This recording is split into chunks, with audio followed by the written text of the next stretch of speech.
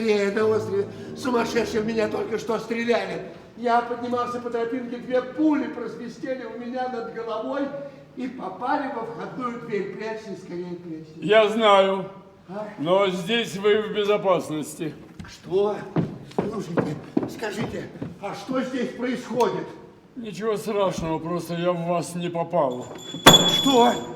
Увы, с годами стал хуже стрелять, но вы ничего не бойтесь. Я стреляю лишь в тех, кто приближается к моему дому. Тот, кто вошел в дом, становится моим гостем. Так что либо вы мой гость, либо труп.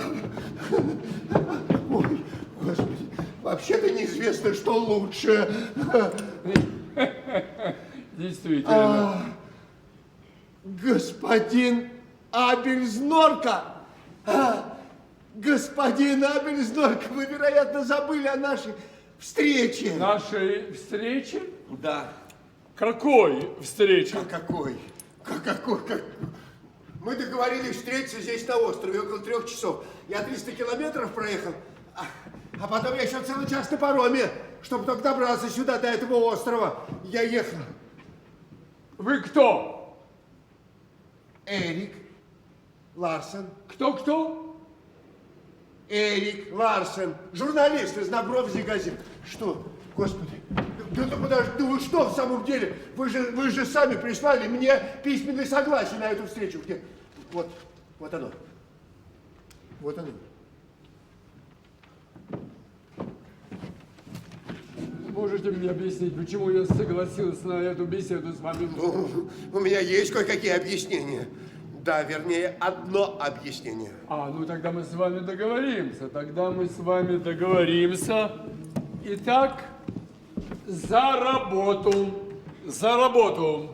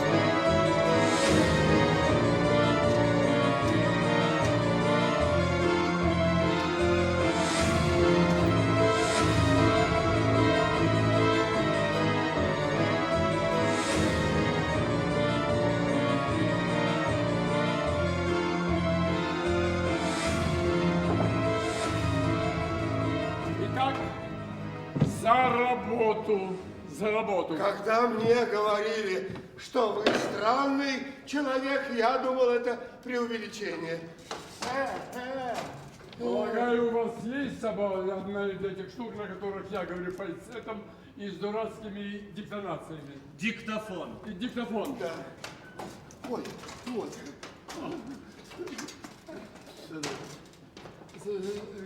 Да. Когда мы записывали, ведь там не бывает никаких сооружений. Не правда ли парадоксально? Нравятся? Что? Книги мои вам нравятся? А стало быть, вопросы будете задавать вы? Мы еще не начали. Так нравится вам мои книги? Я не знаю, это примерно как о Боге. Простите, Но ведь вы же Нобелевский лауреат, да? Вы издаетесь в 3 десятках стран. Вы для меня слишком блестящий. Вы меня вон как. Вы меня ослепили. Это вы вежливо пытались сказать мне, что мои книги вам не нравятся. Нет. Вы меня хотя бы читали? Как никто. А мы можем начинать? Да, пожалуйста. Вот так. Итак, вы только что опубликовали вашу последнюю книгу. Это ваш последний 21-й роман.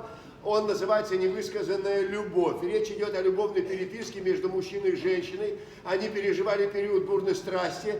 И они в течение нескольких месяцев были очень счастливы, а потом мужчина решил положить этому конец и потребовал расстаться, расстаться физически. И захотел, чтобы их роман продолжался теперь, но только по переписке. Женщина против воли, конечно же, она согласилась, и они стали писать друг другу долгие годы, 15 лет, по-моему, да?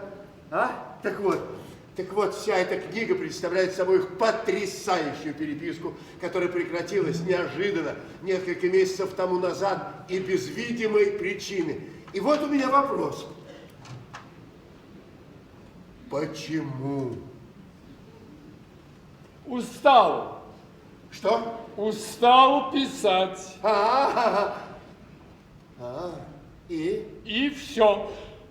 И все. Но вот этот ваш роман «Невысказанная любовь» для всех стал полной неожиданностью. Вы никогда раньше не писали о любви. Ну, излюбленные ваши поле деятельности – это, как правило, роман философский. Вы помещаете их, своих героев, в мир вымышленный, в мир, который принадлежит только вам. Вам одному. А тут вдруг вы рассказываете историю любви. Историю любви мужчины и женщины. Историю из плоти, крови. Ну, где чувствуется прям дыхание жизни. И критика, которая раньше, бывало, обрушивалась на вас, а на сей раз была очень хвалебной. Так буквально целый хор поздравлений. Правда? Конечно, правда. Вы разве не читали газет? Нет. Ну, у вас разве нет радио там или телевизора? У меня нет желания погрязнуть в пошлятине. Ах, таких понравилось? Да. Никогда не смогу понять этих созданий. 25 лет недоразумений между мной и критикой вы называете успехом. Ну, продолжайте, продолжайте. А как вы сами-то относитесь к тому, что только вот эта ваша 21-я книга стала вашей лучшей? Обидно. Что? Обидно за остальные мои книги. И? И все. И все. А похоже, вы любите свои книги как своих детей, да? Они меня кормят. Странно, странно. А вот у вас есть все, таланты, почести, успех, все есть, а вы не выглядите счастливым. А почему?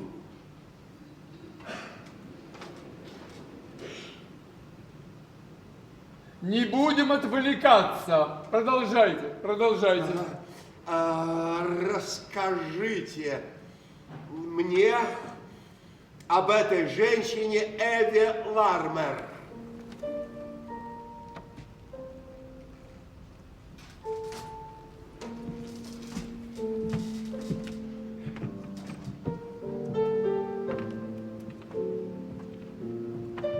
Простите.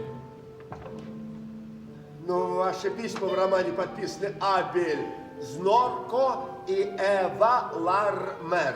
Вот о вас, о вашей жизни мне кое-что, но известно, а вот о ней я вообще ничего не знаю. И вот, пожалуйста, расскажите мне о ней.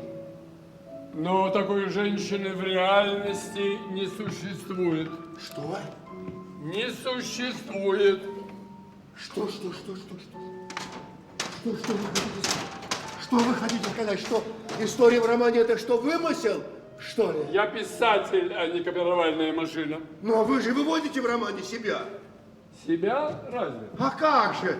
А как же? Мужчина из переписки – это вы. А иначе почему письма мужчины подписаны? Абель Знорко. Потому что писал их я. А письма женщины, они подписаны Эва Лармер. Их тоже писал я. То есть вы что хотите сказать, что эта женщина Эвы Лармер вообще в реальности? Насколько нет, насколько мне известно, не существует. Не существует в реальности. И в реальности... Вот, Почему это вас так интересует? В тайне прекрасна сама тайна, а не реальность, которая нас скрывает. Вы что, направляясь в ресторан, заходите туда через кухню? Или роетесь в мусорных баках на выходе? Нет, что, нет. Ну, мне показалось, может, и по глупости, но там есть такие детали, которые придумать невозможно. По глупости это сказано верно. Хотел бы я знать, что это за детали, которые невозможно придумать. Разве талант романиста не состоит именно в том, чтобы придумывать детали, которые выглядят как сама жизнь, господин Ларден? Нет, Ларсен меня зовут. Меня зовут Эрик Ларсен. А скажите, пожалуйста, почему? Да, я вам сейчас задал вопрос личного характера, а вы спрятались в свою скорлупу, и вы уходите от ответа. Я предпочитаю умные вопросы. Но простите, это моя работа.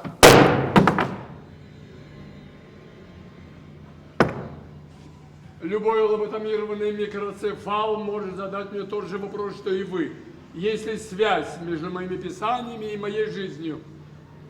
Вы привыкли переходывать явления в ваших засаленных книжонках, привыкли списывать, переписывать творческие импотенты. И думаете, что кто угодно, взявшись за перо, будет поступать, как вы. Я не переписываю, я творю.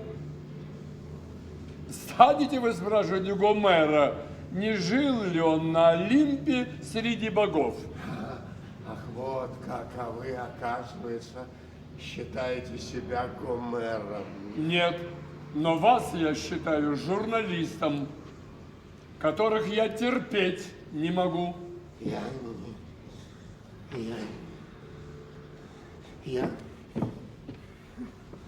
Знаете, что я...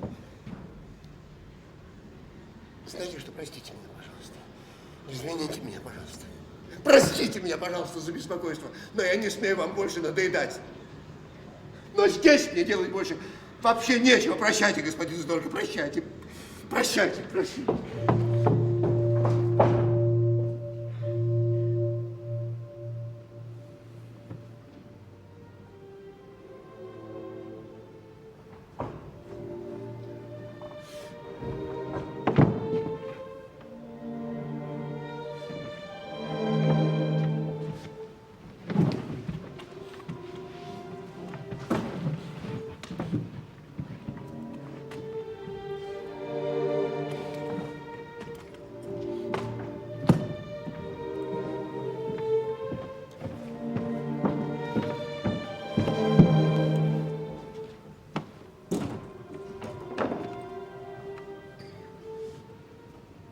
Да что это с вами? Мы вполне спокойно беседуем. Я нахожу вас гораздо меньшим глупцом, чем большинство ваших коллег и даже литературных критиков. Чем вы недовольны? Вы меня спрашиваете, я вам отвечаю. Да как вы мне отвечаете? Вы мне отвечаете одними только оскорблениями. Это единственное, чем я располагаю для ответа на некоторые ваши вопросы. А скажите, а вы что? Вы всегда считаете себя выше своего собеседника, да? Уж не предполагаете ли вы, что стоите больше меня? Нет, не предполагаю. И ни на что не претендую. А кто я такой есть? Кто? Я же неизвестный писатель. И я вообще не писатель. Я вообще не написал ни одной достойной запоминания фразы. Но я-то имею привычку уважительно относиться к людям, с которыми я разговариваю. А Ваши привычки достойны сожаления. Ах, вот как. Да. Ну что ж, в таком случае прощайте. Прощайте, господин. Ой, господи, да что, все, не надо, я сам, все валится из рук. Молодой человек, господин журналист, я сделал для вас исключение, я принял вас, а вы уходите. Чего же вы хотите? Я чего хочу? Я хочу правду, вот. Не будьте пошляком. Сами вы всегда говорите правду. Да, пытаюсь. А я даже не пытаюсь. Я мефистигатор и ничего больше. Вы ошиблись, лавочки. Здесь правды не подают. Могу предложить лишь красивый обман. Посмотрите, как вы сами себе противоречите. Вы пришли к знаменитому человеку, чтобы увидеть его фабрику лжи, а требуете предоставить вам правды. А вот вы сейчас правы, абсолютно. Да, я ошибся. Прощайте, господин Знорко. Прощайте.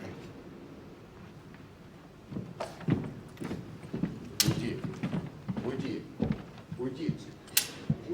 А! Уберите вы. Ларсен! Уберите. Не заводитесь, Ларсен! Я думал, что вы, как и все ваши коллеги, не способны рассердиться.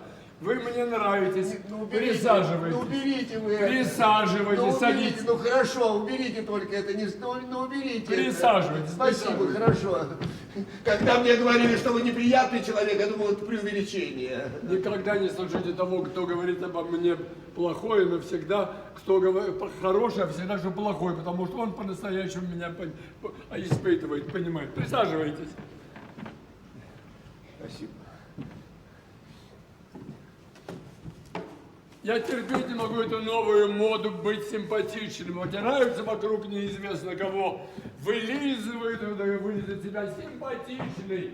Так низко пасть. А, значит, репутация мизантропа имеет под собой реальную почву.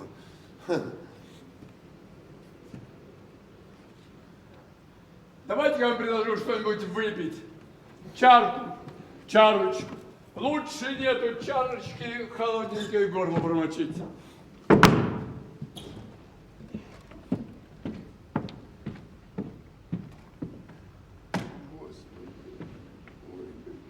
Что? Пальто.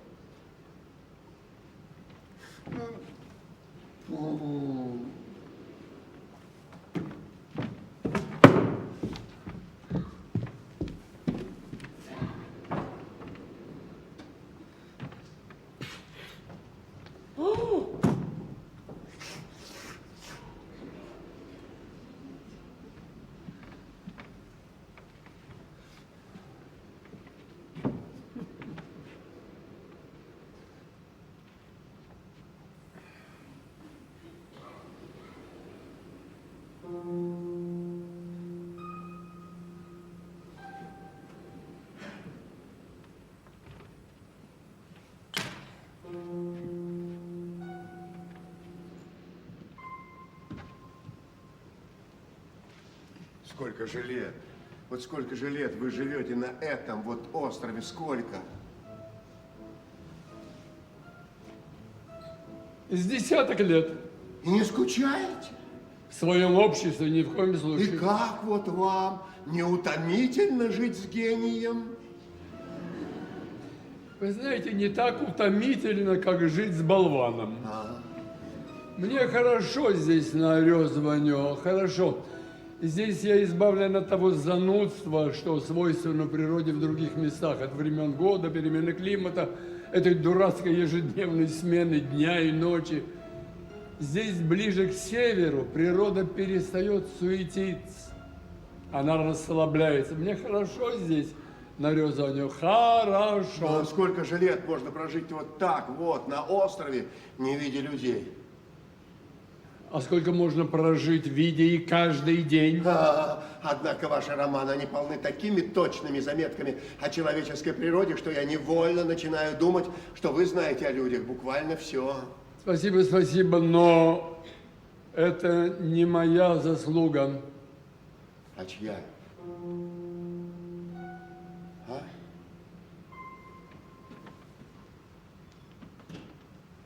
А чья? У вас открытый взгляд, как у людей чувствующих, вы вообще симпатичный человек, но вы представляете опасность для себя. Будьте осторожны, будьте осторожны. А давайте мы лучше вернемся к вашей книге, а? Давай! Правда? Давайте вернемся к нашей... Давайте. Пожалуйста, расскажите нам о вашем понимании любви. Почему вы, обращаясь ко мне, говорите, расскажите нам? Я говорю от имени своих читателей. Нельзя говорить от имени миллионов людей, которые покупают вашу газету для того, чтобы завернуть в нее селедку. Хорошо, ладно. Тогда, знаете, пожалуйста, расскажите мне, но о вашем понимании любви. Ваш аппарат записывает нас сейчас? Да. Я ненавижу любовь. Я всегда пытался изменить отношение ко мне, так же относится, как я к ним. То есть вы хотите сказать, что вы никогда не были влюблены? Был. В 16 лет, когда впервые пробовал пить, курить, водить машину, бегать за юбками. Но очень скоро избавился от любви. Но вас-то ведь любили. Хотели. Невозможно сосчитать, сколько красивых женщин предлагали мне тело и жизнь. А вы? Брал тело, а жизнь оставлял им. Но уже в молодости начал специализироваться на замужних женщинах. Такая связь предохраняет от чувств. И что, не боялись? Ну, гнева мужей не боялись? Мужья к этому времени уже спят. Ваш аппарат записывает нас сейчас? Ну да. Проверьте. Ну вот, там и лента, она крутится. Так что, чтобы избежать торжествующей посредственности, надо бежать за их любовью быстро, от них быстро и долго. Как, простите, не понимаю, простите, можно я не понимаю, как это можно? Как можно воспринимать любовь как посредственность? Как это? Послушайте, мой маленький Ларсон, я скажу вам старую местную легенду. Эту сказку иногда в полголоса рассказывают северные рыбаки, подчиняя свои сети. Были времена, когда земля щедро расточала людям счастье. Жизнь имела вкус апельсина, ключевой воды и отдыха в солнечный полдень. Люди пили, ели и спали. Мужчины и женщины, разумеется, спаривались друг с другом, как только начинало мешать между ног и так далее. И все. Но рай так же скучен, как и счастье. Люди поняли, что вечно удовлетворенное желание, даже однообразие наступающей потом сонливости и постоянные упражнения в наслаждениях начали им надоедать.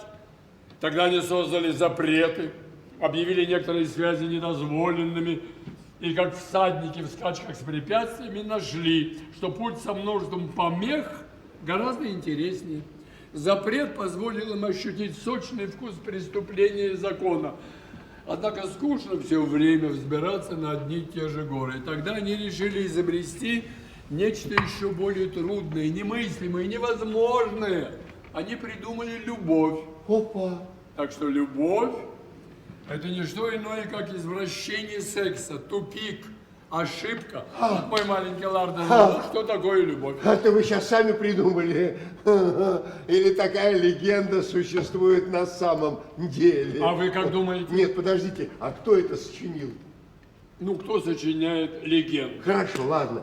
Вот если я вас правильно понял, Да. то вы в своей жизни, вы всегда избегали любви, а довольствовались только сексом, да? Именно. Но, однако, трудно этим заниматься вот здесь, на острове, среди воды, камней, в одиночестве. А? А как вы думаете, чем я здесь питаюсь? Соскребаю кору с деревьев своими острыми ноготками, да? Мне все сюда привозят. И хлеб, и овощи, и мясо, и... Женщин. Ой, я идиот. Слушайте, я правда идиот. Слушайте, мне говорил об них паромщик на перевозе. Но об этих женщинах. А они мне даже шепнули прозвище, которое они вам дали. Мне прозвище? Да, а вы что, его не знаете? Нет. Да ну ладно. Да нет. Да ну, правда, что ли? Да нет. Да, Ну-ка. подождите, Ну-ка. Прозвище. точно нет. Нет. Людоед. Людоед из Рёзваню. О, это правда. Людоед Из Рёзваню. из Рёзваню. Красиво. Ну, красиво. Ну, скажите, ну, согласитесь, ну, красиво. Как в легенде. Ну, так кто же все-таки сочиняет такие легенды? И что скрыто за этими легендами? Итак, возвращаясь к вашему первому вопросу, я вовсе не человек из моего романа. Я всегда пытался избежать любви, и в этом моя мудрость.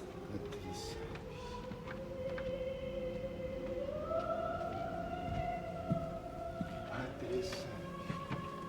Не, это вы. Не, это вы, как никто другой, описываете состояние влюбленного. И более того, состояние неудовлетворенности. Подождите. Вот вы сейчас говорите, что этой женщины в реальности не существует? Нет. Нет, да? Хорошо, смотрите. Но вот на первой странице вашей книги есть посвящение М. А кто это?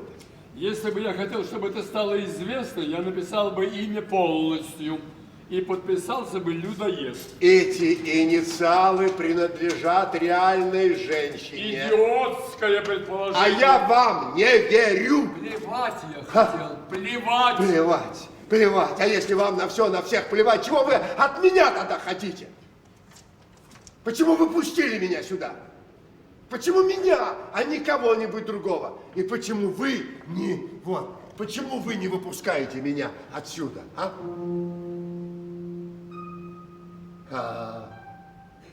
Молчите, да?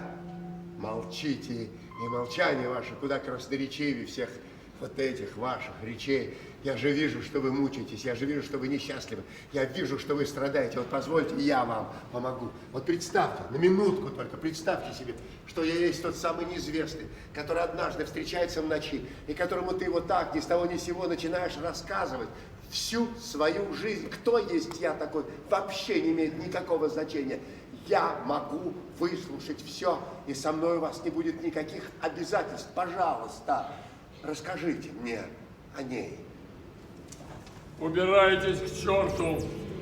Любопытство, участие не продохнешь. В одной комнате с вами я задыхаюсь. Здесь нужно все проветрить, просквозить. Прочь! Прочь!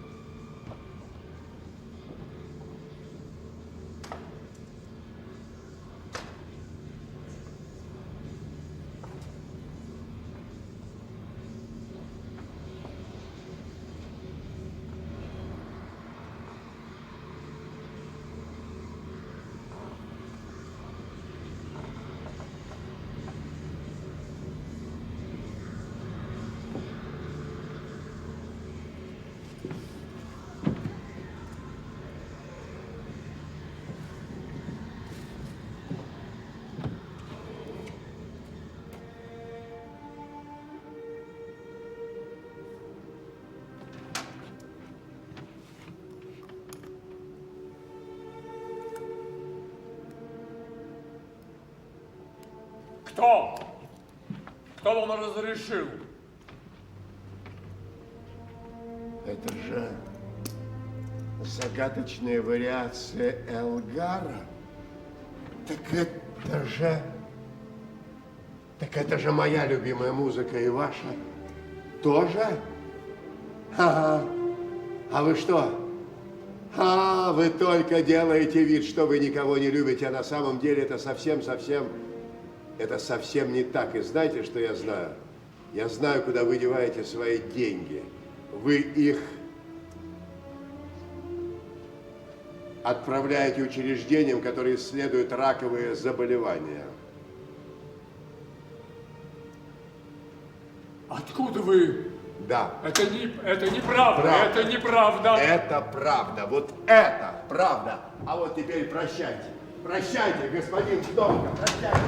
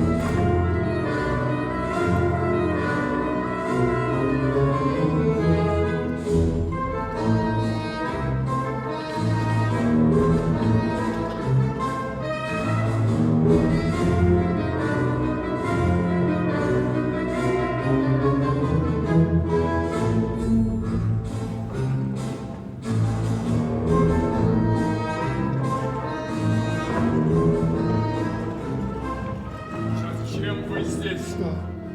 Зачем вы здесь? Откуда вы знаете, на что я трачу свои деньги? А это расследование, обыкновенное журналистское расследование. Вы отдаете огромные суммы денег учреждениям, которые исследуют раковые заболевания. Но любой другой на вашем месте, отдав 10-ю часть этих денег, объявил бы об этом на весь мир. А вы молчите. А почему вы молчите? Зачем вы здесь? Зачем? Это вы первый журналист, который смог заставить работать вот эти, не включая его сети, не поставил новых батареек. Сломался. А он сломался у меня в дороге.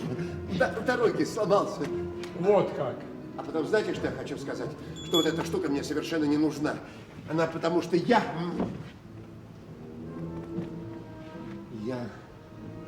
Ну, потому что я привык полагаться на свою собственную память, понятно? Вот как. А знаете что? А я, пожалуй, теперь останусь. Вот теперь я остался. Вот теперь я посижу, дождусь, и вы мне скажете правду.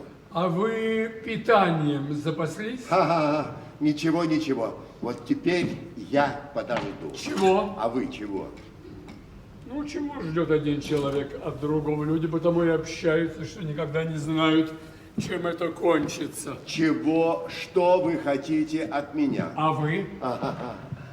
Ужасно неслыханно. Они вдвоем, и никто первый не заговорит. Вы женаты? Ну? Да, разумеется, женаты и влюблены в свою любовь, женщину. А вот с чего вы взяли? От вас исходит душок глубокой заурядности. Дух мягких тапочек, домашних супчиков и так далее. Да. И что, поэтому я смешон? Хуже, Йорик, зауряден. Эрик меня зовут.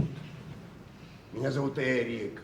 Эрик Ларсен. Скажите, пожалуйста, а почему в ваших словах так ненависть-то чувствуется? Почему? Ведь ненависть, она никогда из ненависти это не проистекает. Она подразумевает нечто другое. Там страдания, или ущербность, или ревность. Философствуем. Ну, да. Воистину, любая пошлятина нам не чужда. Все, вот это все ваше поведение, это все поза. Вас что-то заставляет страдать, а я вас и спрашиваю, что? Сиделка. Да. Сестра милосердия. Да. Смотрю на человека, а вижу существо, которое обречено умереть. Мрачно, мрачно. Ну и что? А именно поэтому мне неведом гнев. Я же не наношу оскорблений. И я не способен ударить, но под покровом плоти мне виден скелет. Хватит. Хватит. Я чувствую себя прекрасно. Прекрасно, скелет. Как вы чувствуете? Прекрасно. Да, чувствуете прекрасно, в самом деле прекрасно. Да. Вы погибаете на этом острове от тоски и одиночества настолько, что вы устраиваете целый спектакль. Вот, представление, что одно, что другое устраиваете, чтобы только задержать здесь первого встречного. Вы не совсем первый встречный. Ах, вот как? Да. А кто же я? А не пора ли вам, наконец, объяснить, кто я? Зачем я здесь? И почему вы не выпускаете меня отсюда? Хорошо.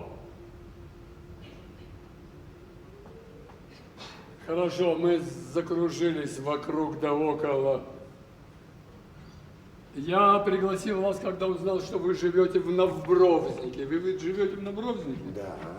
Ну что нового в Новбровзнике? Как что нового? Да. А вы что, разве не знаете Новбровзника? Нет. Как нет? Да. Да или нет? Я никогда там не был, но мне о нем рассказывали. Тогда тем более странно, потому что ваше описание города города, где живет эта женщина, женщину, которую любит, мне показалось, это Навровзник. Вот как? Да, вы дали название городу совершенно другое, но когда Эва Ларбор рассказывает об улицах, закрученных спиралью, или Железная церковь, или голубые бревенчатые дома, это что? Это Навровзник. Бывают такие совпадения. Да, а фонтан 17 века совпадение? Да хоть 12-го бывают такие совпадения. Скажите, вы ни с кем не беседовали там обо мне? Ни с кем не говорили? Никогда не говорил ни про вас, ни про вашу книгу, никогда не говорил.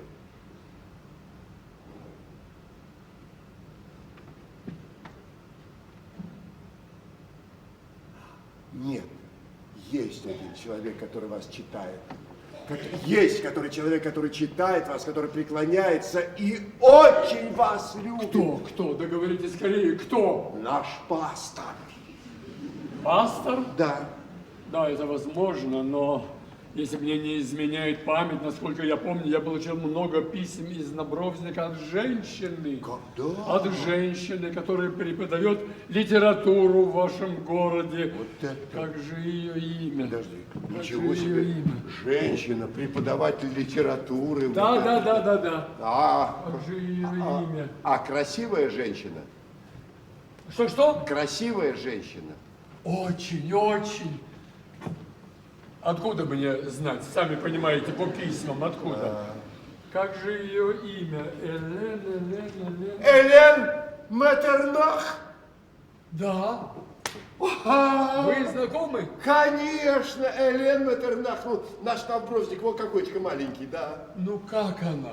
Я давно не получаю от нее весточки. Как она? Ради бога, простите меня, пожалуйста, вы сейчас что хотите сказать? Что вы позвали меня сюда для того, чтобы спросить у меня, как поживает Элен Меттернах, да? Ну какой вы странный. Нет, ну Я правда, не ну ставлю зачем так позвали? вопрос. Ну правда, Мало ли что бывает. Скажите, вы не беседовали с ней обо мне? Никогда, вообще никогда не говорил ни о ней, вообще ни про вас, ни про вашу книгу, никогда не говорил. Действительно, к чему ей все Да, это? действительно, а зачем мне? Подождите. Вы же кому книгу свою посвящаете? Это Элен Меттернах. Так? Вовсе нет.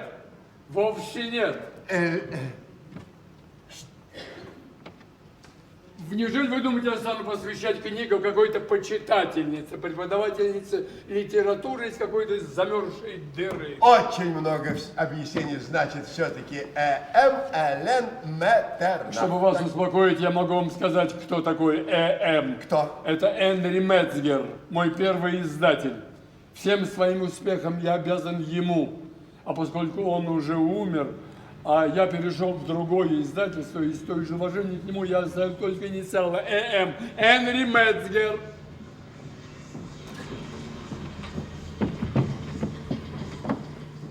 Спасибо большое.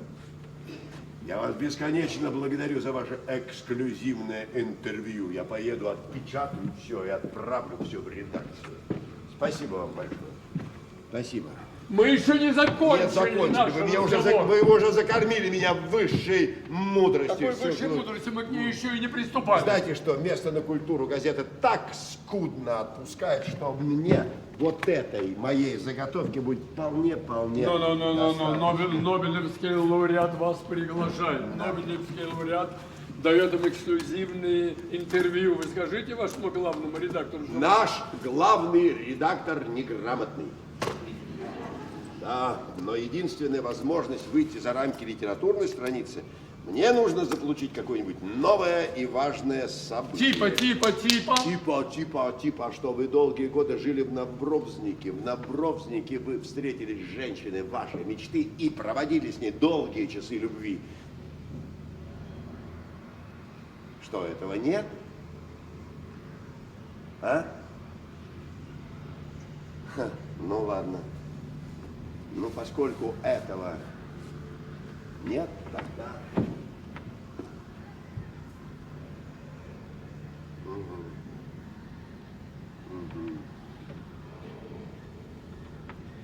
Только, пожалуйста, надо больше стрелять. Хорошо. Хорошо. Если вам нужны откровения, вы получите ваши откровения. С какой стати?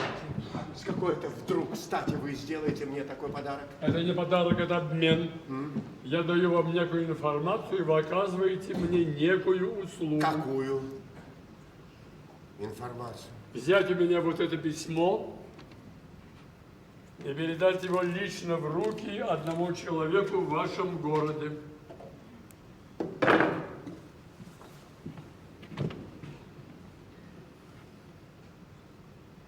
Хорошо, я передам. Нет, я-то сейчас передам, а вы мне сейчас снова станете лгать, так что не... Я бы предпочел лгать. А по какому я признаку, как мне определить? По ее неприглядности. Да. Ложь всегда приятна и художественна. Слушайте, а пожалуй. Да, тогда я вас слушаю. Я вас слушаю. Эвларман из моего романа имеет реальный прототип. Женщину, которую я любил. Это ваша землячка Элен Меттернах. Мы познакомились 15 лет назад. Я встретил Элен на конгрессе по мировой литературе Севера. Она была там в качестве студентки, сидела в третьем ряду, и ее ноги торчали в проходе. Едва я ее увидел, как сразу же почувствовал в ней нечто родное. Видел ли я ее раньше? Нет. Но как следует рассмотрев ее, я нашел, наконец, источник этого чувства родства. Оно исходило от ее безобразия. Что? Простите, что вы сказали? Лица красивых людей имеют свою архитектуру, даже если ничего не выражают. Непривлекательные же люди вынуждены все время улыбаться, придавать блеск глазам, оживлять губы. Элен была обречена на это постоянно. И кроме того, ее кожный покров действовал мне на нервы. Когда я на нее смотрел, то даже вздрагивал от смущения. Ее плоть была так осязаема, словно она предлагала себя. Я не осмеливался к ней обернуться. Мне казалось, что все видят, будто я прижимаю, трогаю, щупаю ее. С фигурой было еще хуже. Под одеждой угадывалась ее нагота, и она делала меня маньяком, подглядывающим в замочную скважину. Вечером на коктейле мы с ней немного поговорили. Голос, обаяние, улыбка, разговор. Казалось, она совершенно не осознавала всей неприличности своей внешности. Ночью я лег спать и подумал, бедная девушка обладает всеми возможными достоинствами, кроме одного – внушить любовь мужчине. Я представлял ее себе голой и начинал смеяться. Но вот однажды утром я узнал, что кто-то из моих коллег по конгрессу имеет на нее виды. Я сглотнул слюну, не собирается ли он над ней посмеяться. Мне тут же вздумалось защитить мою дурнушку. Я подошел и предложил вместе поужинать. Вечером, шутки ради, я собирался так, словно готовился к любовному свиданию. Тщательно оделся, заехал за ней на такси. Ублажал мою дурнушку в одном из лучших ресторанов города. И тут же, почти сам этого не желая, принялся соблазнять ее. Это занятие меня забавляло. В конце концов, я делал ей добро. Я давал ей то, чего, безусловно, ни один мужчина ей не даст. Я задыхался от доброты и сочувствия к ней, убивался своим добросердечием. В полночь я проводил ее домой. Она предложила мне выпить по последнюю себя дома. Шутки ради я согласился. Мы пили, болтали. Она сидела на своей скромной студенческой постели. Как жаль, что она так безобразна, думал я. Кто из нас первым протянул руку, не помню. Мы были в объятиях друг друга. Это было как затмение. И ночь, и утро, и следующий день, и следующее утро.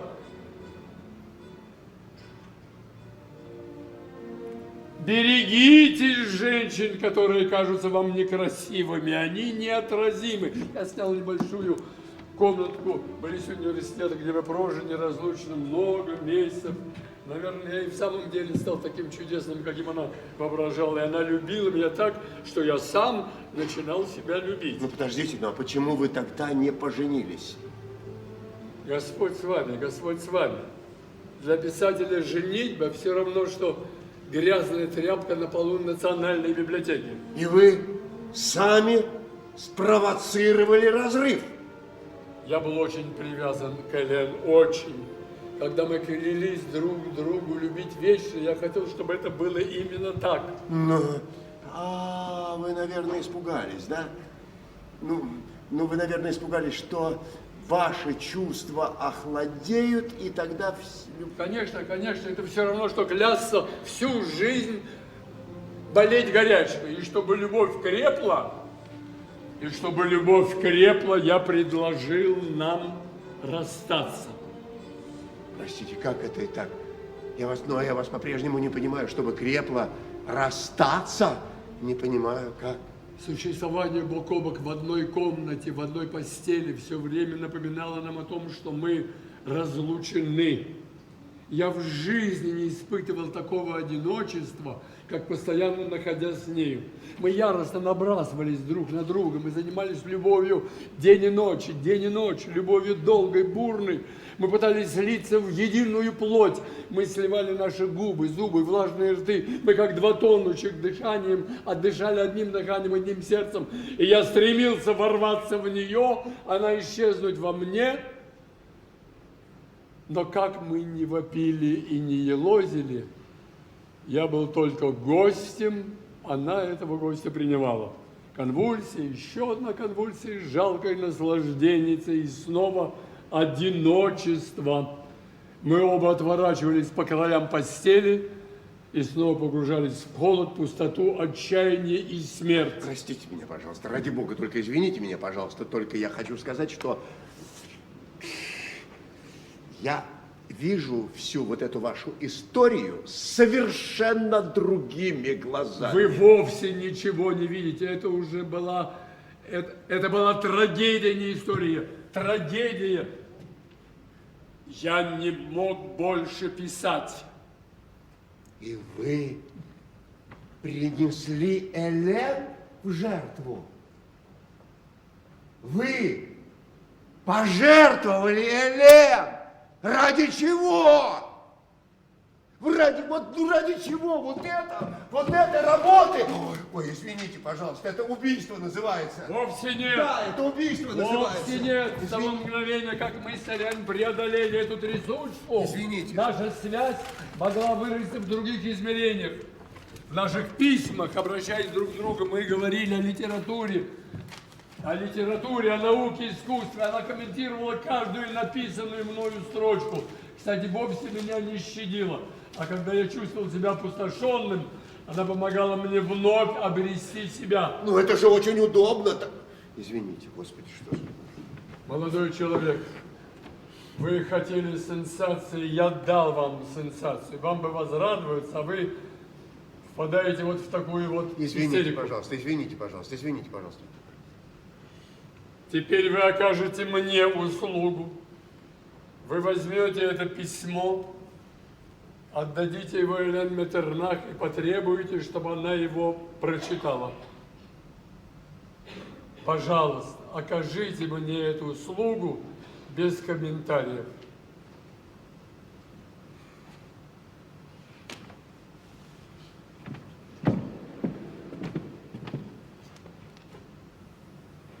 Хорошо.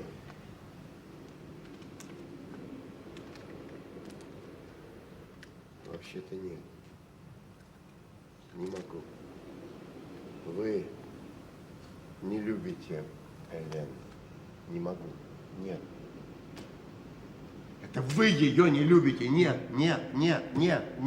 Вам нужно не присутствие Элен, а ее отсутствие. Не та Элен, которая есть на самом деле, а та Элен, которая вам не достает. Ах, как вы правильно сделали, что вы скрыли от всех, от всего мира, что роман ваш проистекает из самой вашей жизни. А то весь мир бы узнал, что Абель Знорка, великий Абель Знорка. Знаете, кто вы на самом деле? Знаете?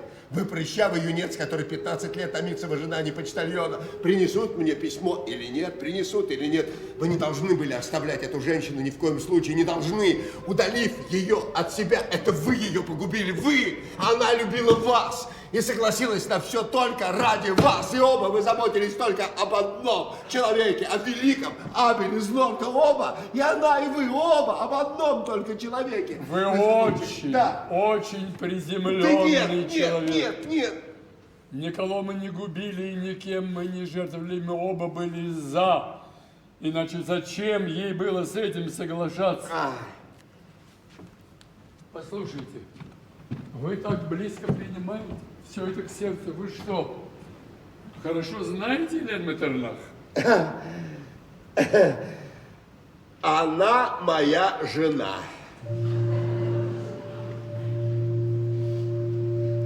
Простите?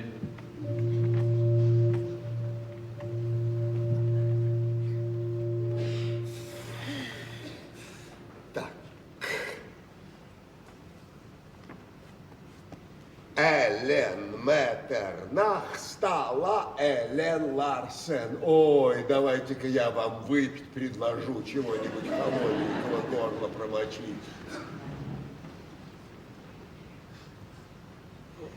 Вы лжете. Нет. Вы только что выдумали этот брак для того, чтобы выбить меня из седла. Нет. Ну докажите, Не докажите. трогайте меня. Докажите. Докажите. Нет ничего проще простого. Докажите. Доказать? Сейчас. Докажите. Да хотя бы вот, пожалуйста, фотография. Это наша свадьба. Доказал? Это что за нелепое? Это что, вот вы в костюме шафера и с каким-то огрызком вместо галстука? Это ваш костюм или для вас его взяли на прокат? А что это на голове у Елен? Какая-то, летающая тарелка.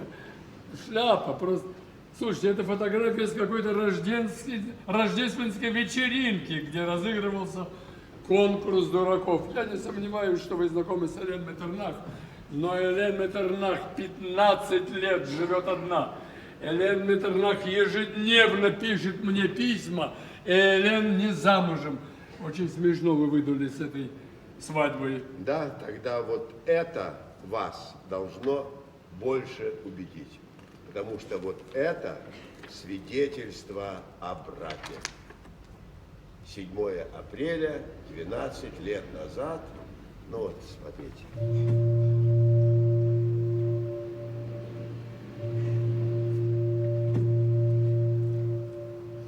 А у вас дети есть? Нет. А что такого смешного? Да. А вы куда? Я хочу посмотреть, о чем она писала мне 7 апреля 12 лет назад. О чем она могла писать мне в день своей свадьбы 7 апреля 12 лет назад. Не было письма. А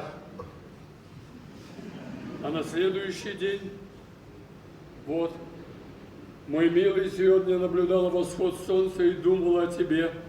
Мне казалось, что мы одновременно в разных концах планеты наблюдаем наши светила, и все-таки я не могу чувствовать в себе радость и счастье. Вот песня юной супруги. Ничего хорошего ни для вас и ни для меня. Да. Как же я это мог не почувствовать? Наверное, был болен, наверное. Угу. Так вы что, вы уже все знали, когда шли сюда? Ну, разумеется. А иначе зачем бы я стал добиваться встречи с вами? А почему же Почему же она мне не написала об этом? Как вы думаете? Почему? Ни слова не Почему? Да, А почему? что вы знаете, в конце концов, о ней? Почему? Что? Вы потирались около нее сколько? Всего 5 месяцев, да? А потом прогнали? Даже не попытались наладить совместную жизнь. Просто взяли и удрали. Вы же взяли и удрали-то. Да. Жалуетесь, а то вам не досталось бы даже моих Да объектов. влюбиться-то каждый может, а вот любить, к сожалению... О, Что? Я этого не мыслю, не понимаю, что... Не связывайтесь прочного жительства. Вы разговаривали обо всем. Нет, не разговаривали, не связывали, это глупость все.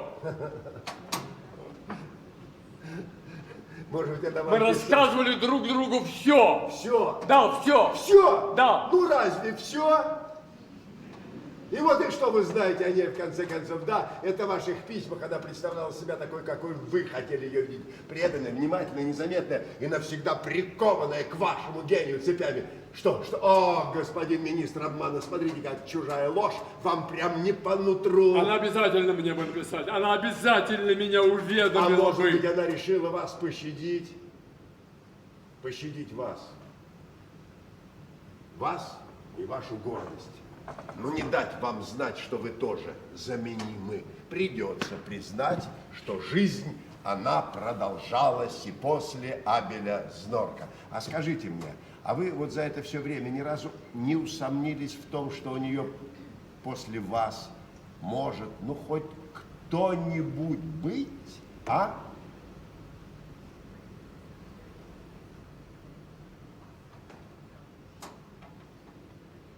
Вы хотите сказать, что она выбрала вас как идеал мужчины? Именно вас, да? Не знаю.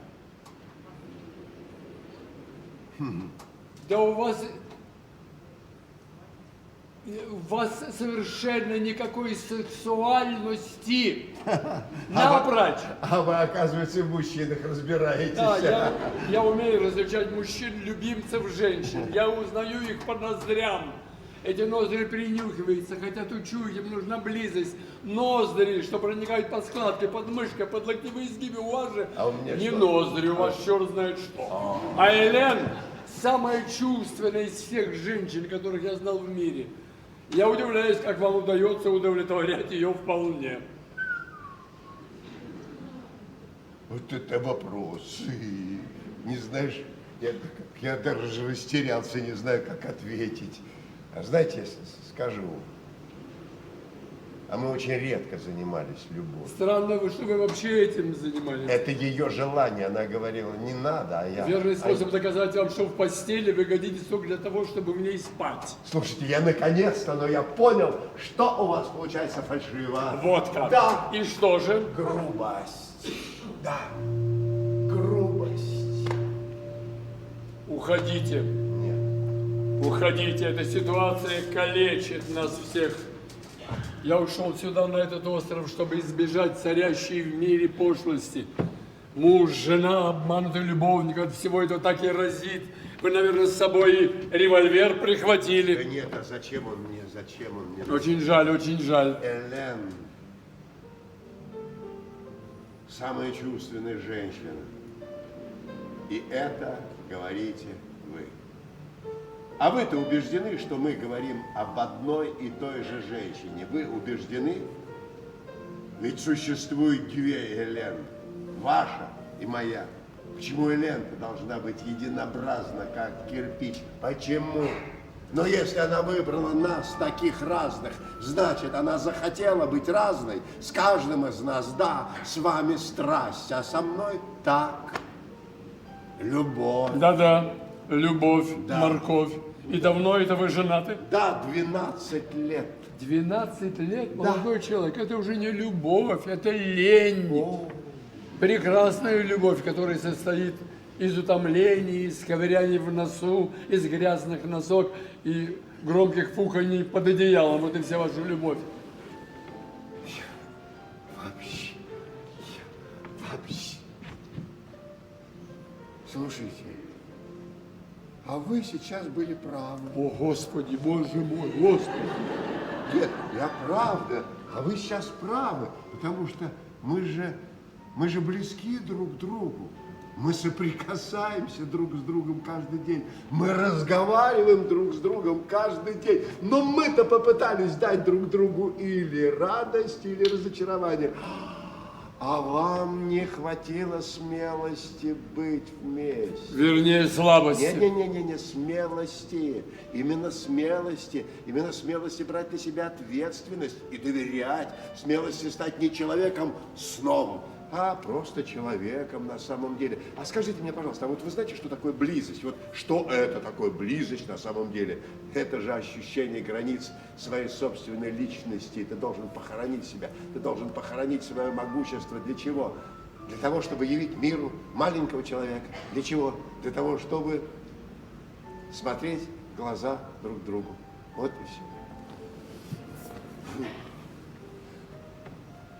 Избавьте меня от вашей философии, от нее пахнет платяным шкафом с дохлыми мышами. Вы из тех, кто любит, но не познавая.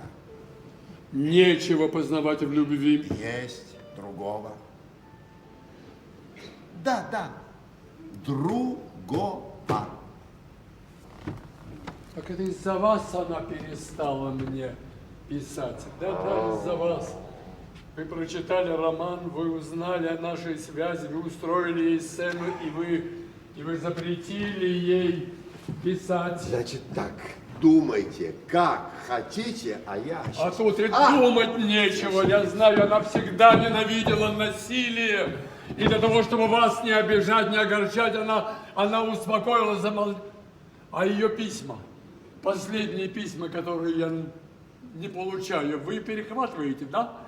Вам захотелось, чтобы я целые месяцы истекал кровью, это так? Да, вы не получаете больше писем, потому что...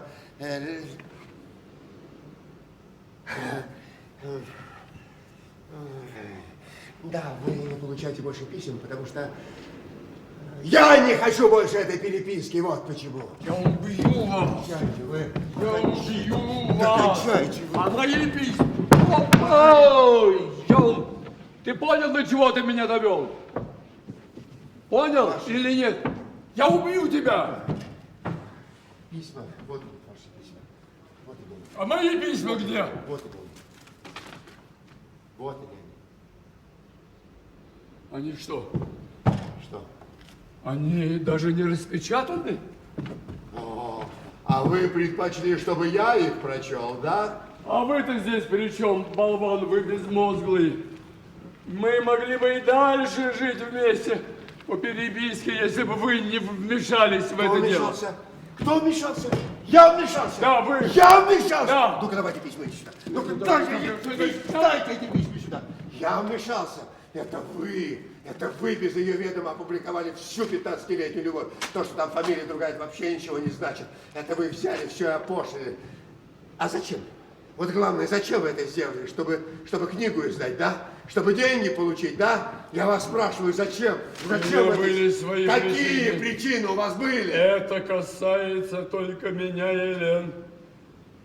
Они изложены в письме, которое вы должны были передать ей. Тогда давайте его мне.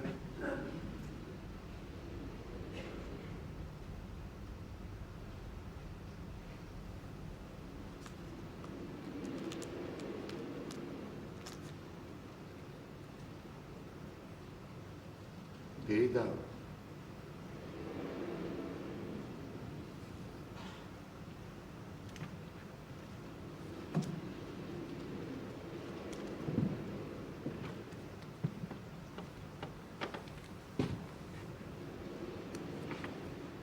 Оно адресовано не вам. Не вам. Да. Она рассказывала мне о своей жизни, вас в ней не было. Она вам правду же рассказывала. Она вам рассказывала о жизни, которую она проживала с вами, а не со мной. У нее же две правды было. Правда с вами и правда со мной. Правда. А скажите, вот когда я пришел когда вот я пришел сюда, вы же слушали загадочные вариации Элгара, это так? А? Может быть, вам сказать, что я ел? Ну это она их вам подарила. Да, она. В день, когда мы впервые сказали друг другу слова любви, она нежно улыбнулась и сказала: мы говорим друг другу слова любви, а кто есть мы? Кому ты говоришь, я тебя люблю? А кому их говорю я. Ты не знаешь, кого любишь, и никогда не узнаешь. Я дарю тебе эту музыку, чтобы ты задумался об этом. Откуда вы знаете эти слова? Я убрал их из романа. А она сказала мне эти слова тоже. В тот вечер, когда мы впервые объяснились в любви. Да, наверное, это единственное, что она подарила нам обоим и сразу. Да. Не могу сказать, что я чувствую себя хорошо. У меня не было так много времени, как у вас, чтобы свыкнуться с этой обстановкой.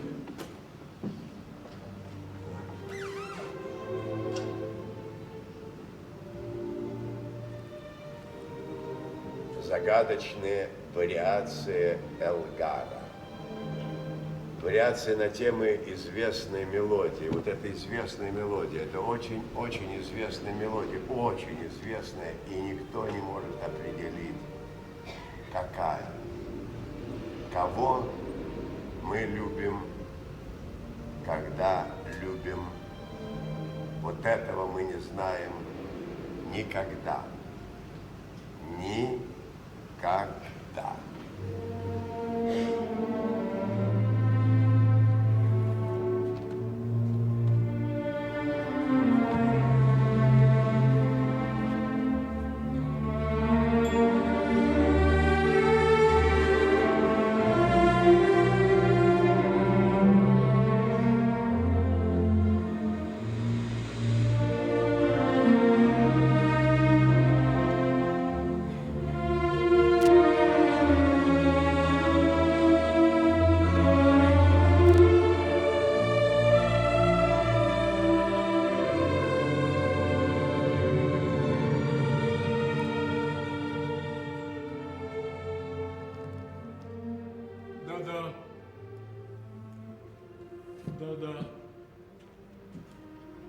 Никогда не хотелось мне делить бы эту музыку с кем бы то ни было. Прошу. Да, уйду сейчас, конечно, уйду. Прошу.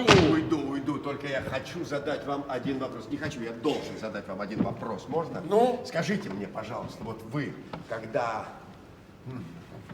Извините, конечно, задам этот вопрос. Вы когда занимаетесь любовью с женщиной, вы включаете свет или выключаете? А? Ну, ответьте на такой простой. Включаете свет или выключаете?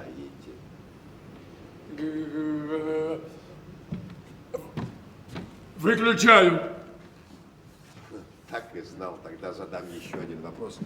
Надеюсь, это будет последний. Скажите мне, пожалуйста, вы когда-нибудь занимались любовью со своей ближайшей подругой? Вы сходите с ума. Нет, я не схожу. Я просто задаю вам такой простой вопрос. Вы когда-нибудь... У меня их не было. Ваш ответ, да? Ответ нет. Нет.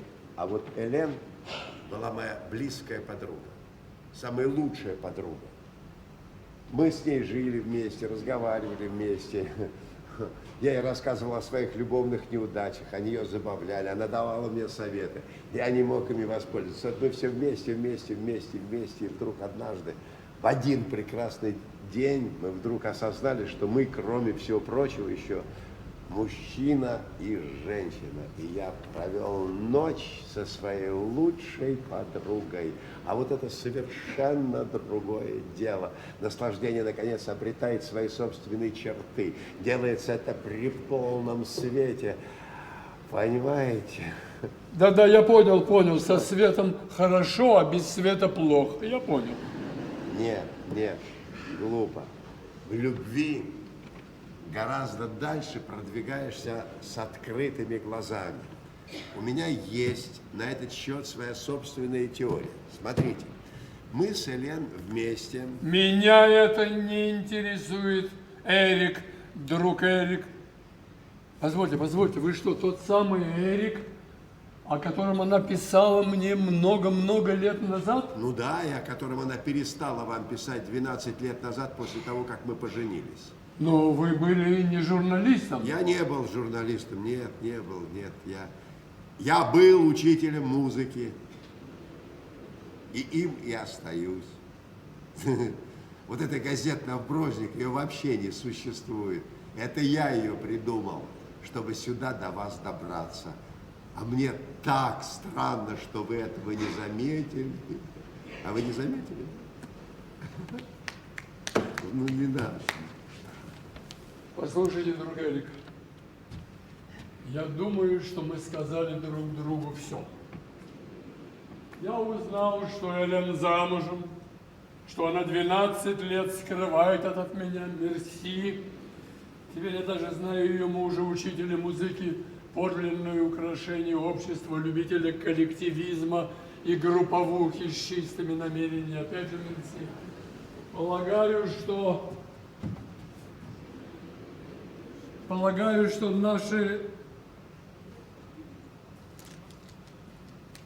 наша оперетка могла бы на этом и завершиться. По сути, я был куда более прав, чем думал сам, когда говорил вам недавно, что книга это вымысел, и что женщина это плод моего воображения и не существует в реальности. Это самый фантастический роман из всех написанных мною, а я этого даже не знал. Опять же, мерси. Не сожалейте ни о чем. Не сожалеть? Да. Пожалуйста. Ну, пошел. Не сожалеть. Да. 12 лет каждодневного обмана. Вот кто писатель. Ну и воображение. Уверял меня, что всеми помыслами связано со мной, а сама обедала с вами, ужинала с вами, спала с вами. Она изображала передо мной твердую блюстительницу правды. Была требовательна, непримирима и строга. А я внимал ей, как дитя матери кретин. Я ушел от этой жизни сюда, на этот остров, чтобы избежать царящей в мире пошлости. Замкнул всю свою жизнь на эту женщину, внимал каждому ее слову, как откровению свыше. А она спокойно водила меня за нос. Что за чудовищная мешанина у нее вместо совести? Да если сердце у этой шлюхи!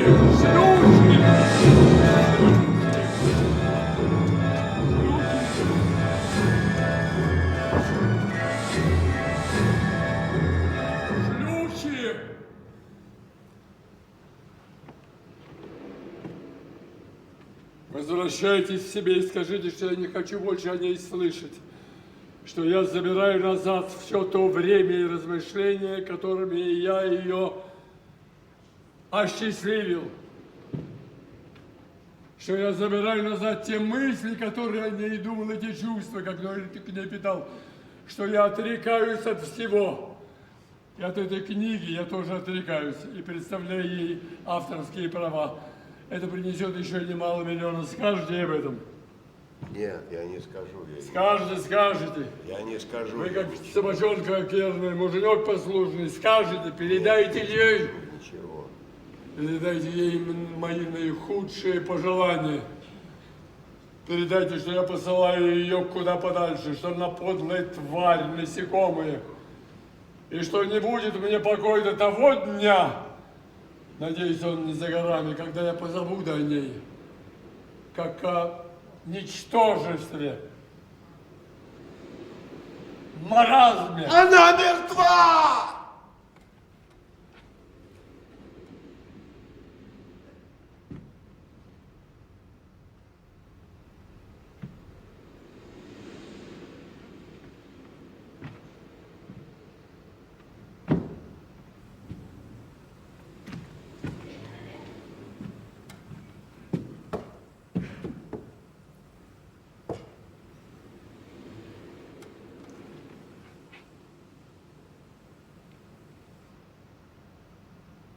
Элен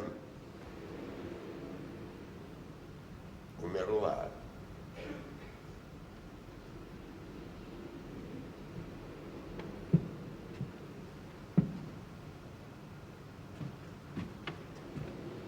Господин Знор, не надо.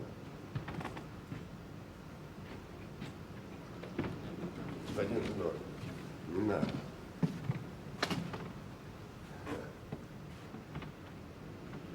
Агония длилась 3 месяца. 3.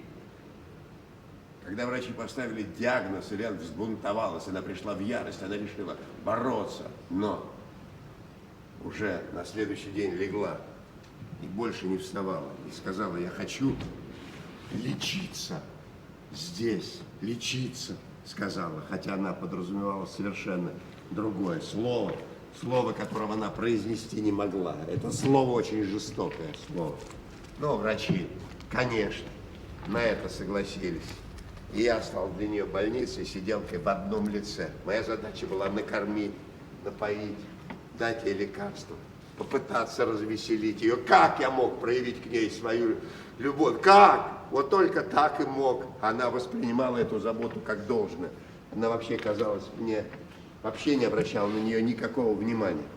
Господин Знор, а вы знаете, что самое страшное в агонии? Знаете, что? А? Ты когда теряешь дорогого и близкого тебе человека задолго до его кончины, ты видишь, как он угасает, ты видишь, как он уходит от тебя в мир, в котором он тебе уже никогда и ничего не скажет. Элен была рядом. Вот она, рядом. А в то же время она уже там была где-то, далеко. Последнюю неделю она вообще перестала разговаривать. Вообще.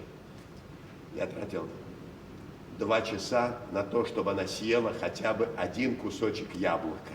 И я стал желать, чтобы она умерла побыстрее.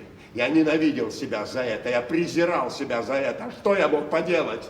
Что? Ничего. Элен была между жизнью и смертью, а я между ненавистью и любовью. А умерла она весной, весенним днем. Снег у нас тогда стаял, речка с берегов покрылась, дороги грязь. Ну, в общем, тем самым утром, когда к небу потянулись зеленеющие ростки, вот и все, Элен заснула навсегда. А тем утром в небе летали жаворонки. Мне очень стыдно. Стыдно, я ни разу для нее ничего в жизни не сделал. Мне стыдно. Вы ошибаетесь. Вы ошибаетесь, потому что ваше молчание было для нее благом. Ваше молчание давало ей силы бороться с разрушениями, которые день ото дня становились все сильнее, сильнее, сильнее. Я только теперь понимаю, что в своих мечтах и молчании она уходила сюда к вам. Вот на этот вот остров. Надо было позвать меня, позвать. Надо было, конечно, надо. Надо, конечно, надо было, надо. В общем, на завтра после похорон я стал разбирать ее вещи. Я что-то сжег, что-то выкинул, что-то отдал. Представляете, я даже отдал кресло, в котором она любила сидеть, потому что мне казалось, это не кресло, а собака. Смотрит на меня молящими глазами, и у меня же спрашивают: а куда хозяйка подевалась? Куда хозяйка подевалась? Куда она делась-то? И вот уже это, наверное, было где-то на завтра, что ли, после похорон, где-то после полудня, там, я не знаю. Ну да, где-то после полудня. Я тогда взял ключи от ее секретера и нашел там ваши письма. Я нашел ваши письма, я нашел черновики ее ответов. Вот странно, вот честное слово, странно. Но я был счастлив узнать, что Элен испытала в жизни больше счастья и радости, чем те, что я ей мог дать. Я был счастлив узнать, что жизнь не была к ней так скупа и несправедлива. А вот что заставило меня страдать по-настоящему, так это письма, которые она написала вам в первые дни своей болезни и которые она вам не отправила. Где она писала: насколько ей вас не хватает. Где она выла от тоски и одиночества, где она признавалась: я не могу начать жить сначала, не могу. И это вот из этих писем-то я и узнал, что это вы были единственным мужчиной в ее жизни. Вы. А письма эти писались для нее самой, не для вас, а уж тем более не для меня. Никто, ни один человек не должен был услышать вот этот вот вопль. Я хочу поехать в Новбровзник положить цветы.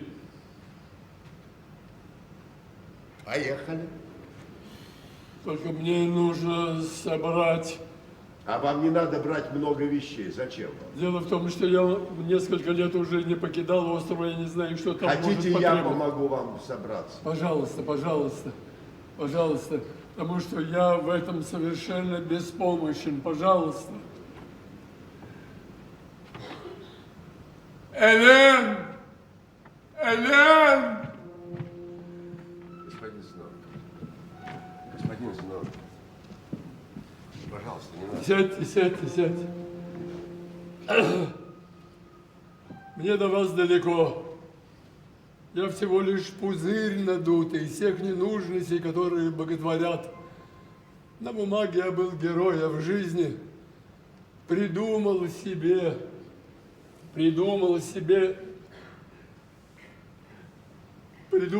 разные способы, чтобы я слишком боялся, ужас перед жизнью, страх перед нею. Я был горд, я не хотел жить в эпоху мне предназначенную, я сам придумывал новые эпохи, новые времена, измерял их песочными часами своих сочинений.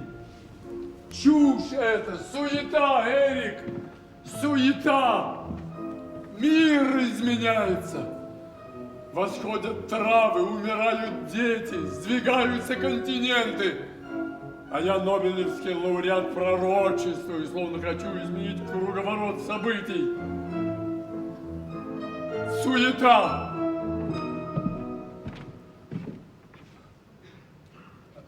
Надо, что мне надо? Я помогу вам. Да, собраться. пожалуйста, именно вы. Я даже не помогите. думал, что вы такой беспомощный в обыкновенной жизни. Да, я не мог бы постель убрать или повесить полотенце. А Да. как же вы посуду-то моете?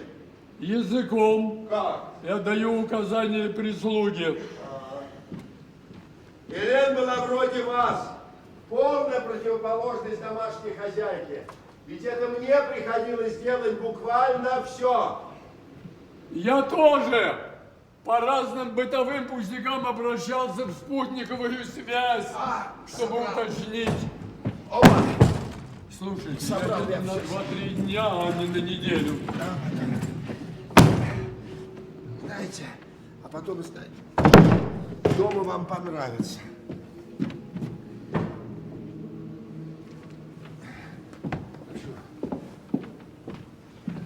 Я очень благодарен вам за то, что вы заботились об Элен, спасибо об этом, но вы должны знать, что я еду туда не ради вас, а ради Ну, нее. конечно, я это прекрасно понимаю. Вы должны понять, что мы никогда не сможем по-настоящему стать друзьями. И это я тоже понимаю. Да, кстати, где ваши туалетные принадлежности? Оставьте, я все сделаю сам. Пора. Пора возвращается. Пора. Надо же вам было приехать именно сегодня. Вот именно сегодня день переходит в ночь. Первые сумерки за полгода. Пора. Когда точно умерла Элен? Что? Когда точно умерла Элен?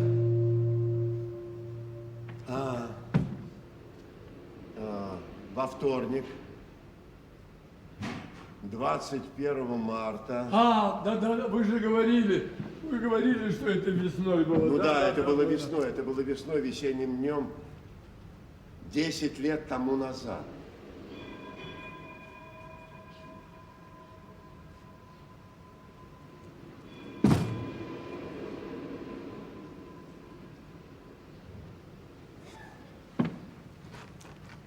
Я прожил с Элен всего 2 года. 2. На завтра после похорон я стал разбирать ее вещи, обнаружил ваши письма. И обнаружил вашу любовь. Какой она была. И что с нею стало. А мне так страшно не доставало, Элен, так страшно не доставало, что однажды вечером я взял перо и бумагу и написал вам. Я всегда прекрасно подражал чужому почерку, особенно ее, и Элен это, кстати, страшно бесило.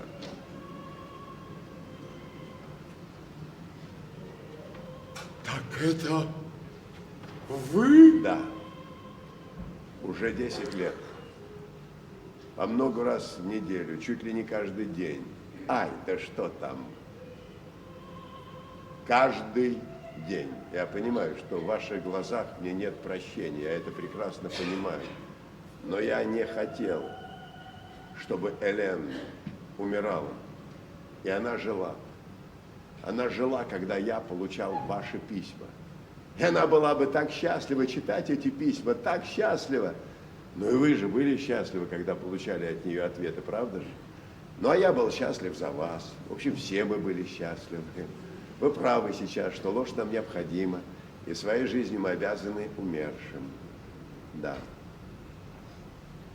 Я целую твои губы, нижнюю губу, чуть припухшие в часы в любви. Это вы писали? Перестаньте, пожалуйста, это нехорошо. Это вы писали? Да, я. Но я, между прочим, искал в старых письмах, я изучал источник. Я ласкаю твои бедра вверху, внутри, где всегда горячо, и откуда дрожь по всему телу. Это... У меня именно так, у вас иначе.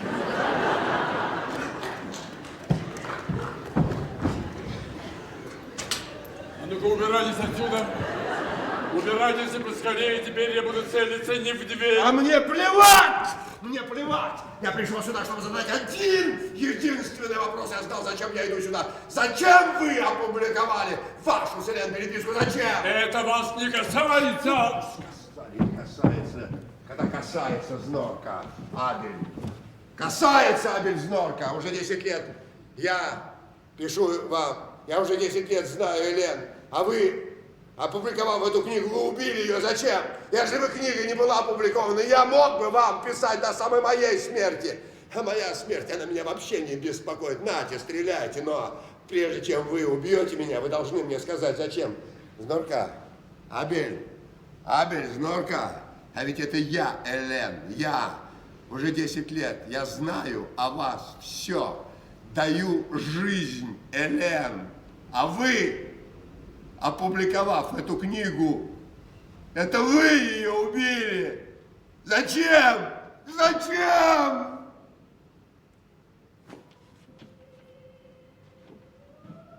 Ответ там, в письме, который вы должны были передать ей.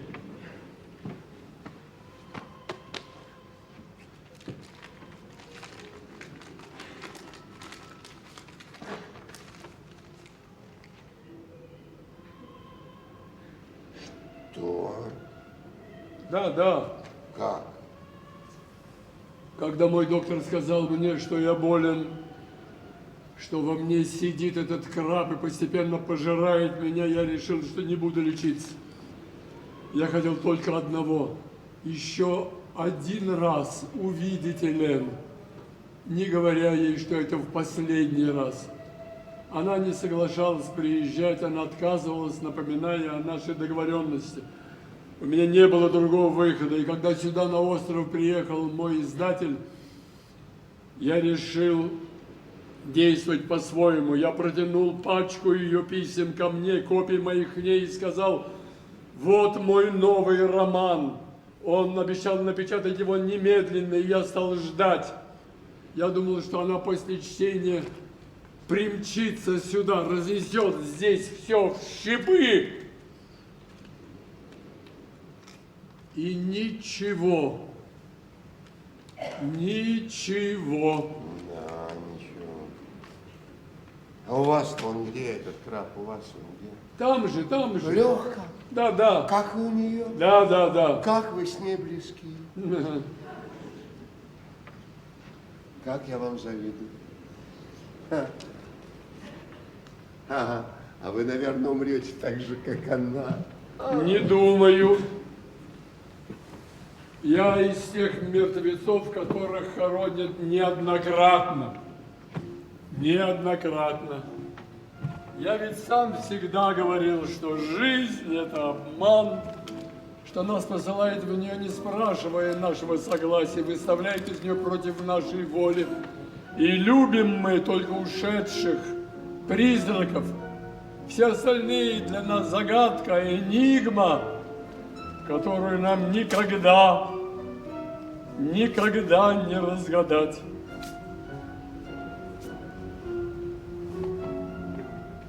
Я думаю, что когда я буду умирать, мои покровы, нарядные, тяжелые покровы поднимутся, как юбка, чтобы на мгновение, хотя бы на мгновение, увидеть правду с голыми ногами. Увы,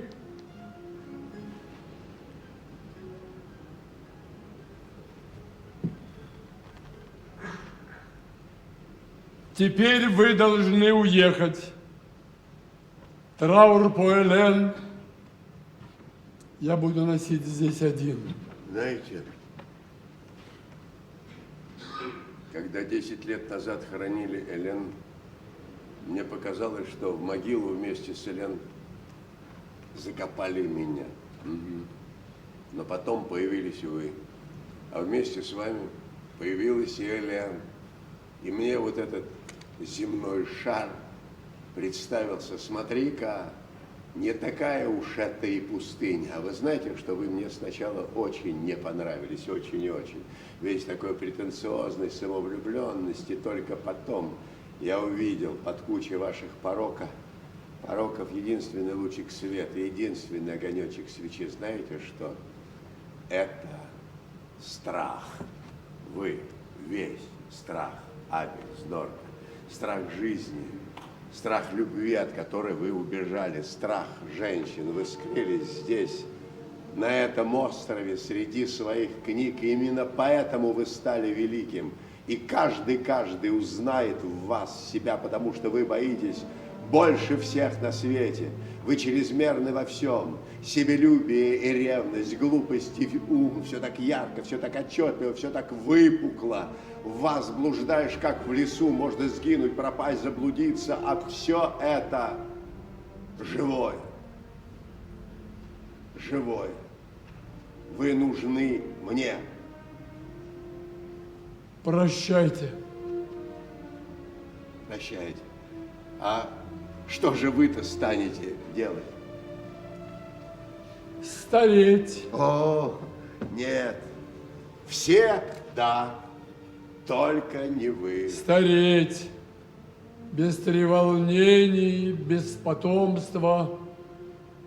Пустота, Эрик Ларсен, пустота благодаря вам. Спасибо и прощайте. Вы нужны мне. Прощайте, Йорик, прощайте.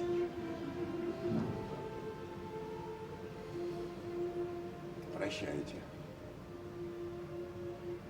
Абель. Прощай.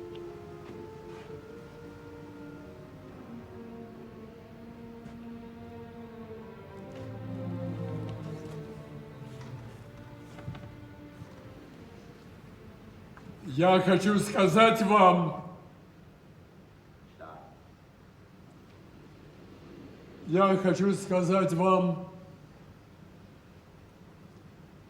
я напишу вам.